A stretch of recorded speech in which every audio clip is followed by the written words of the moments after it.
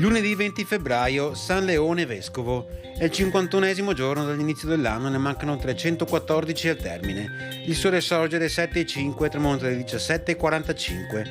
La luna si leva alle 7:38 e tramonta alle 17:56.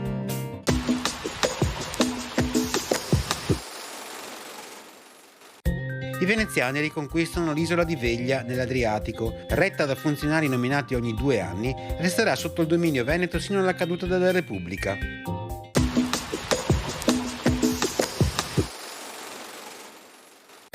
Le previsioni per domani: nuvolosità in aumento senza precipitazioni. Sulla pianura e nelle valli prealpine di notte alcune nebbie in dissolvimento la mattina. Temperature sulle pianure in calo fino al pomeriggio e in aumento di sera. Nelle valli con andamento irregolare, in alta montagna in aumento.